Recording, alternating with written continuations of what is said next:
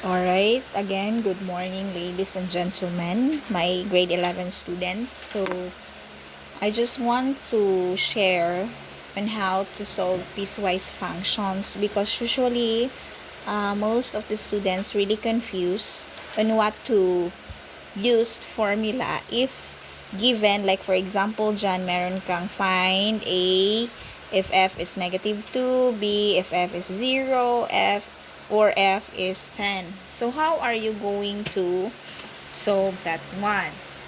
Yes, usually you use the first formula na x minus 5. So always remember na ang ibig sabihin dito, you can use this formulas, tatlo man sila, if the first one, if your x is less than negative 1.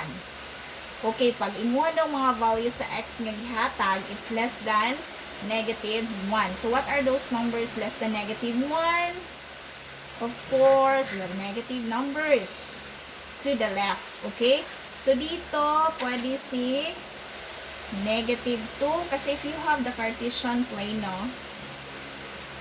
So, if you have negative 1 here, ano yung mga values na less than kay negative 1? Of course, negative 2, negative 1, papadulong sa left are those numbers less than negative 1. Is 0 less than negative 1? No. Kasi dito naman siya sa gitna. Okay, so therefore, ang pwede ma-applyan natin dito is yung ito lang, A, which is f is negative 2. Another thing is, if your values of x is what is this? Your values of x is greater than negative 1 but less than or equal to 7. Okay, ano yung mga values na greater than negative 1? So, if you have here negative 1 here, going to 1, 2, 3, 4, 5, 6, 7. Appeal si 7 kasi it's less than or equal to 7. So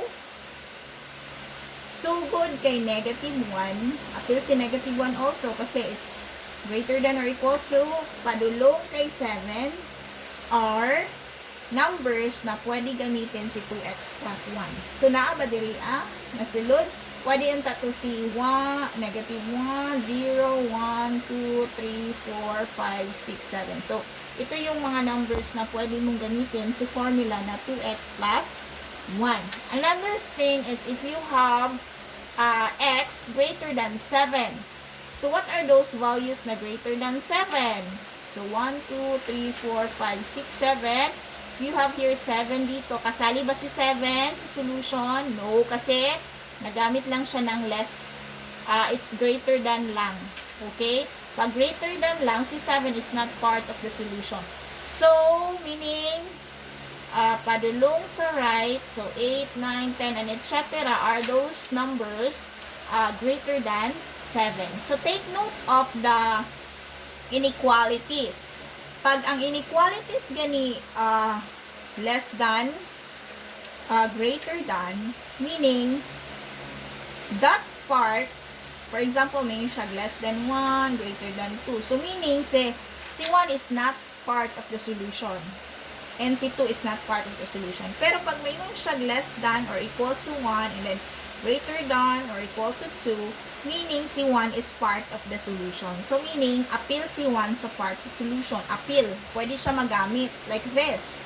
And also si 2 is part of the solution. So, ito yung dapat tandaan if you are going to use inequality. So, let's have letter A. F of negative 2. So, therefore, since it's less than negative 1, you can use this formula, x minus 5. So, if you have this one, so, you just simply substitute A, F, you have here, F, oh my gosh, for a while, need to find another pen. So, since F is f of negative 2 is less than negative 1, you can use the first formula na x minus 5. So, substitute lang. So, negative 2 minus 5. You have here f of negative 2. You have here negative 7. So, sa letter B, since it's 0 and it's greater than, Ay, saan kaya ma-fall si 0? So, nandito siya sa, saan? Dito banda sa pangalawang formula. Because, 0, dito sa pangalawang formula, ang ibig sabihin kasi dito, it's the values of x which is greater than or equal to negative 1 but less than or equal to 7. So, therefore, kasali si 0. You can use that formula 2x plus 1 if f is equivalent to 0. So, substitute lang 2 times 0 plus 1. You have f of 0, f of 0. You have here 1. Okay? So, letter C, you have here f of 10. So, try to observe saan kaya banda. So, since it's greater than 7, you can use the third formula, which is x squared plus 1. So, f of 10 is equivalent to 10 squared plus 1. F of 10 is equivalent to 100 plus 1. You have f of 10 is equivalent to 101. So, therefore, these are your answers, supposedly. Okay, let's have another example. Letter number 2, a mobile plan costs 400 pesos a month. A plan includes 450 free minutes of calls and charge for about 5 pesos for an additional minute of usage. So, the monthly charge according to the number of minutes used is by given this piecewise function. So, again, ang mobile plan daw, na siya cost 400 pesos a month. And the plan includes na siya free 450 ka calls. Pero, meron siyang 5 charges if meron siyang additional minute of usage. So, murag madungagan siyang 5. And charges 5 pesos for an additional minute of usage. So, this is now our piecewise function. 400 pesos if you have x is greater than 0 but less than or equal to 450, you can use this formula.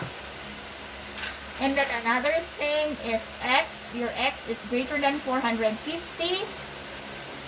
you can use this formula, 400 plus 5.